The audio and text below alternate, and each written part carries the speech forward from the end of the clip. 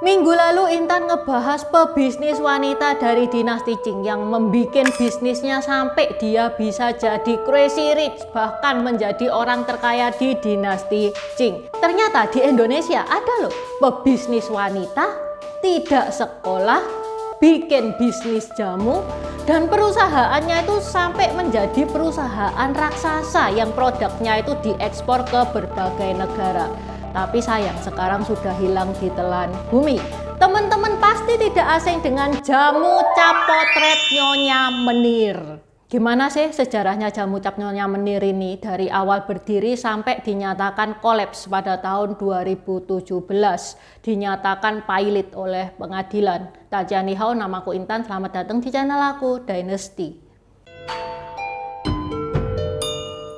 Polo shirt yang Intan pakai ini gambar Hwato ya, tabib terpinter zaman 3 negara. Teknik pembiusan itu dia yang menemukan. Yang Intan pakai ini kan polo shirt, ada juga yang kaos oblong. Kaos oblongnya itu bahannya full katun murni. Jadi kalau kena keringet itu nggak gampang bau. Open PO sampai tanggal 14 ada di Shopee sama Tokped, linknya ada di deskripsi. Selain Hwato ada juga tokoh-tokoh Tiongkok lainnya seperti Konfusius, Kerasakti, Hakim Pao, Kaisar pertama Tiongkok Qin Shi Huang, tokoh Samkok juga sangat lengkap mulai dari Guan Yu, Zhuge Liang, Cao Zhelong, Huang Zhong, Liu Pu, 3 bersaudara, 5 jenderal macan, sampai antagonisnya Cao Cao juga ada. Selain itu ada juga custom marga ya. Custom marga ini bisa request sesuai marga teman-teman sendiri. Ada efeknya rainbow, jadi kalau kena cahaya itu keluar rainbow-nya, ada efek glow in the dark. Kalau teman-teman yang mau simple-simple, yang biasa-biasa aja, hanja putih tanpa efek juga ada. Okay, let's start! Nyonya Menir ini anaknya Chu Huanio, itu nama mamanya Nyonya Menir. Yang nama bokapnya Intan tidak nemu ya, namanya siapa. Huanio ini pas hamil Nyonya Menir, dia itu suka makan beras menir. Apa itu beras menir? Jadi beras kalau ditumbuk itu ada butiran-butiran beras halus, lah itu dinamakan beras menir. Setelah Nyonya Menir keluar dari kandungannya Huanio menamai bayinya Lao Ping Nio. Tapi dia ada panggilan sayang untuk Lao Ping Nio karena pas Lao Ping Nio lahir itu dia makan beras menir terus, dia panggilan sayangnya Huanio untuk Lao Ping Nio adalah Menir. Karena pengaruh bahasa Belanda, ejaan Menir menjadi MENEER double E. Karena pas zaman ini itu zaman Indonesia masih dijajah sama Belanda. Mungkin teman-teman yang bisa bahasa Belanda batin, loh menir itu kan artinya tuan kalau di bahasa Indonesia kan. Iya, memang. Tapi perkecualian untuk kasusnya Lao Ping Nio. Menirnya Lao Ping Nio itu artinya beras, bukan artinya tuan. Lao Ping Nio pada saat dia masih kecil, seperti wanita-wanita pada saat itu, dia tidak sekolah. Yang sekolah itu cowok-cowok. Dan seperti wanita pada umumnya, dia diajari berbagai keterampilan rumah tangga sama ibunya, ya nyuci, ngepel, masak. Tapi ibunya itu juga ngajarin dia cara bercocok tanam dan ngeracik obat-obatan. Intan nggak tahu ibunya Lao Ping Nio itu dapat ilmu kayak gitu itu dari mana, mungkin dari ibunya juga ya. Intan cari nggak ada infonya soalnya. Saat beranjak remaja di usia yang ke-15 tahun, Lao Ping Nio menikah dengan Ong Pian Wan, pria Surabaya. Dan setelah menikah dengan Ong Pian Wan, mereka tinggal di Semarang. Perlu teman-teman ketahui, Lao Ping Nio ini istri ketiganya Ong Pian Wan. Pada zaman itu masih normal banget punya istri banyak. Pada tahun 1900, Ong Pian Wan itu sakit. Sakitnya itu diduga sariawan usus. Pada zaman itu, dokter itu juarang banget guys. Adapun mahal, plus dia cuma mau ngobatin orang-orang Eropa. Sedangkan Lao Ping Nio ini dan Ong Pian Wan itu nggak kaya-kaya amat pada waktu itu. Dengan kurangnya tenaga dokter, Lao Ping Nio ini mikir, ya apa caranya suamiku bisa sembuh? Dia meracik jamu sendiri, meracik jamu Jawa berdasarkan petunjuk dari ibunya. Setelah diminum sekali, itu kok yo Ong Pian Wan itu merasa badannya itu lebih enak gitu ya.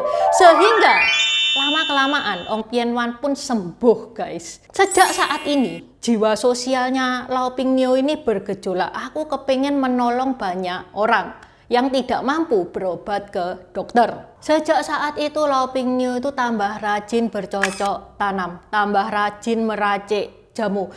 Dia kepingin menolong orang-orang yang nggak mampu beli obat dokter, soalnya obat dokter itu mahal. Racikannya itu dia kasihkan ke kerabat-kerabatnya, ke tetangga-tetangganya. Lah kok ya penerima jamu itu merasakan khasiat dari jamu itu. Ada yang bilang sakit kepalanya sembuh, masuk anginnya sembuh, bahkan demam berdarah bisa sembuh. Sehingga semakin banyaklah permintaan jamu kepada Nyonya Menir ini. Terus Nyonya Menir langsung mengide dong, lah cukup ini, bisnis amalku sudah cukup, sekarang aku mau beneran berbisnis untuk menghasilkan duit. Pada tahun 1919 saat Lau Ping Nio berusia 24 tahun, dibukalah untuk pertama kali toko jamunya Lau Ping Nio di Jalan Pedamaran nomor 92 Semarang, yang mana dia memproduksi berbagai jamu untuk sariawan usus, sehat lelaki, sehat wanita, dan lain-lain. Di awal-awal, Lau Ping Nio itu mengantar sendiri produknya ke pasien-pasiennya. Sekalian dia silaturahmi, sekalian dikasih tahu ini minumnya itu 1 sendok makan ya, dicampur sama air, bla bla bla. Terus dia bilang ini aku dari tanaman ini berkhasiat banget, ini alami. Ya memang bagus sih, di awal-awal dia kayak gini tuh bagus ya untuk meyakinkan pasien-pasiennya. Itu pas orderannya masih sedikit.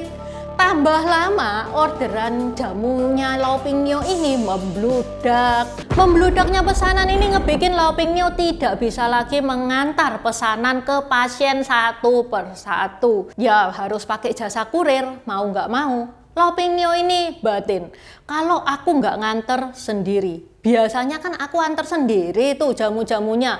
Apa orang-orang nggak curiga? Ini barang asli atau palsu?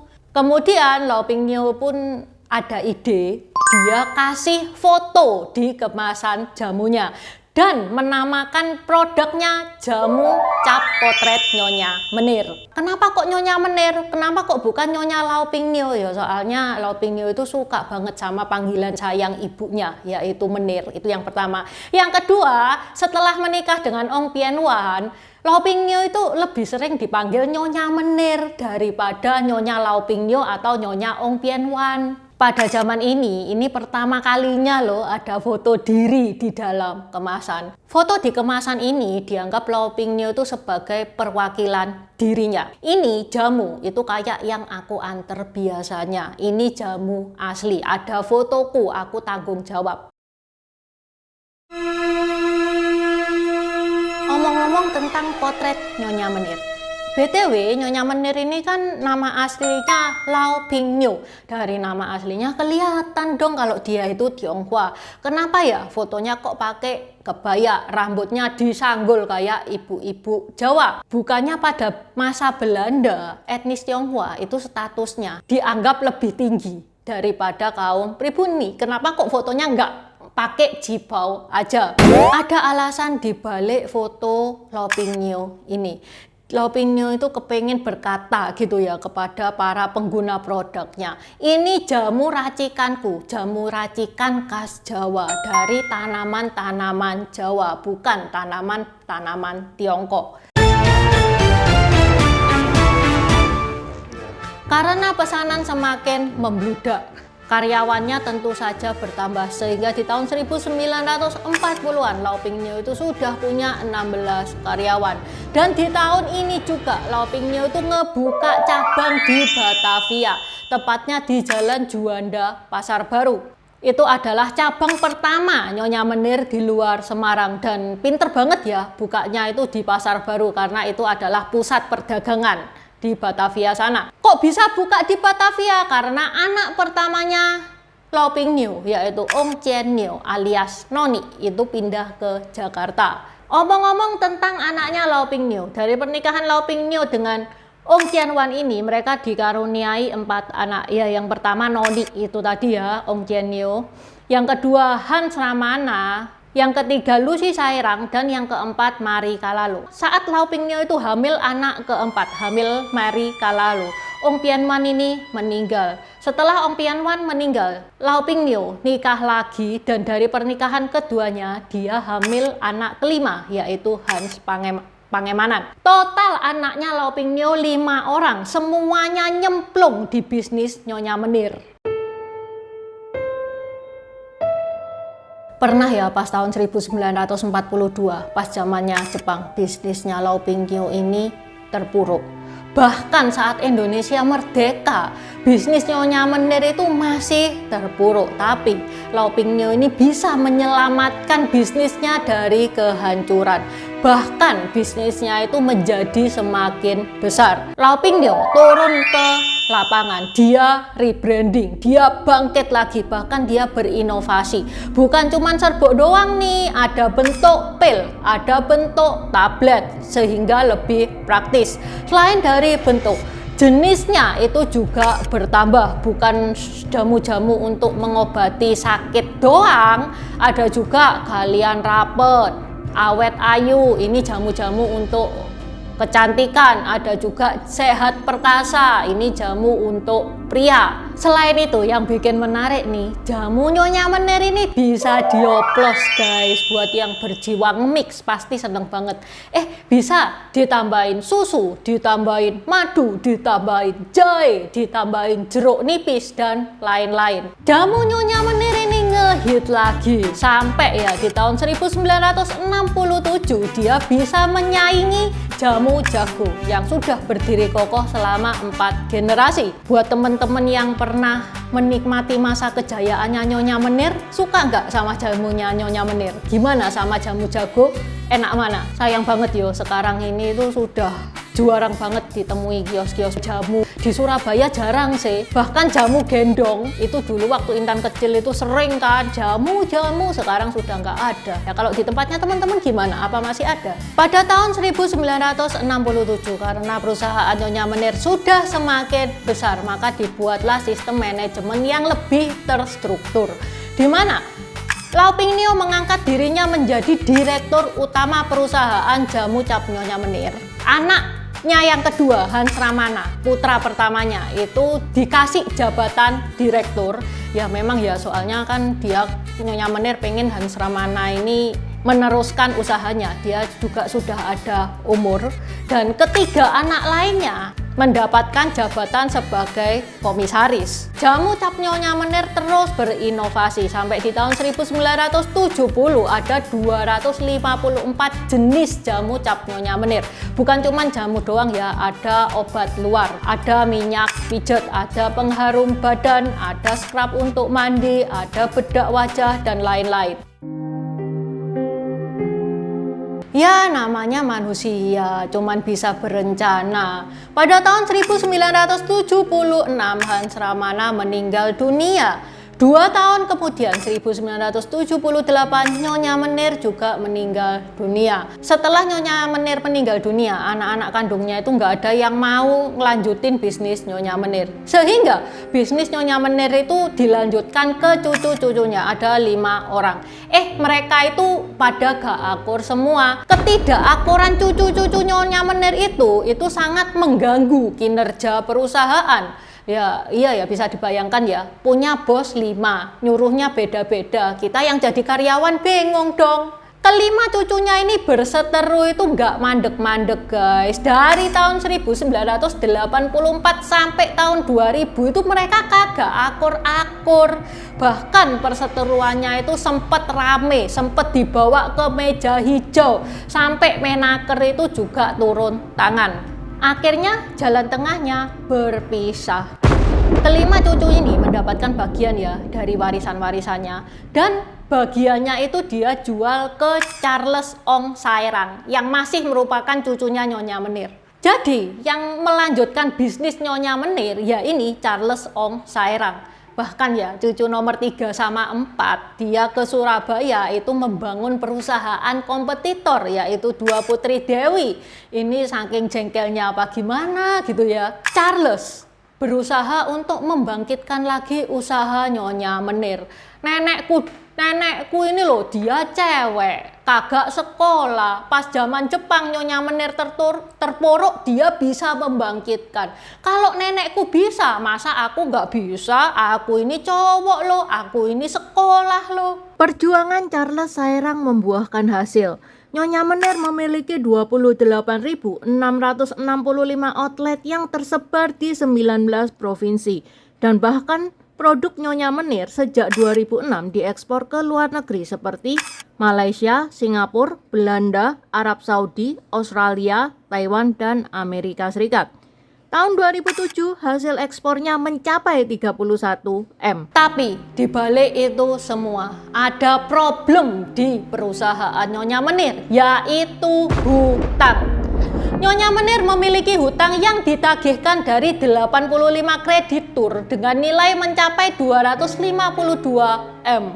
Kemudian Nyonya Menir juga memiliki tanggungan atas penundaan kewajiban pembayaran utang dengan nilai tanggungan sebesar 98 M. Pada tahun 2013 dihebohkan berita karyawannya Nyonya Menir itu pada demo nuntut supaya gajinya dibayarkan. Pada tahun 2016 terjadi lagi unjuk rasa di depan pabrik Nyonya Menir oleh para karyawan Nyonya Menir. Sama kasusnya, gaji 3 bulan belum cair, bukan cuma gaji, THR, bonus dan lain-lain nggak ada yang cair. Sehingga pada tahun 2017 perusahaan Nyonya Menir dianggap tidak mampu membayar hutang mereka. Dan pada tanggal 3 Agustus 2017, Pengadilan Negeri Semarang menyatakan bahwa perusahaan Nyonya Menir pailit. Nyonya Menir yang beroperasi sejak tahun 1919 akhirnya berakhir di tahun 2017. Total 98 tahun berkarya di Indonesia. Sayang banget yo guys, kurang 2 tahun itu sudah 100 tahun loh. Sebelum menutup video ini, ada sedikit info buat teman-teman. Pada tanggal 28 Januari 1984 didirikan Museum Jamu Nyonya Menir di Semarang yang menjadi museum jamu pertama di Indonesia. Di sana selain ada foto-foto perjamuan zaman dulu, ada juga alat peraga tradisional, pembuatan jamu itu kayak gimana. Boleh dong teman-teman kalau ke Semarang mampir ke sana. Oke, sampai di sini dulu bahasan Intan hari ini. Seperti biasa buat teman-teman yang mau nambah-nambahin silakan coret-coret di kolom komentar. Terima kasih sudah menonton. Buat subscriber baru, selamat datang. Terima kasih sudah menonton videonya Intan sampai habis. Intan sarankan buat teman-teman yang baru bergabung untuk nonton videonya Intan tentang pergantian dari dynasty ke dynasty. Ini nih videonya.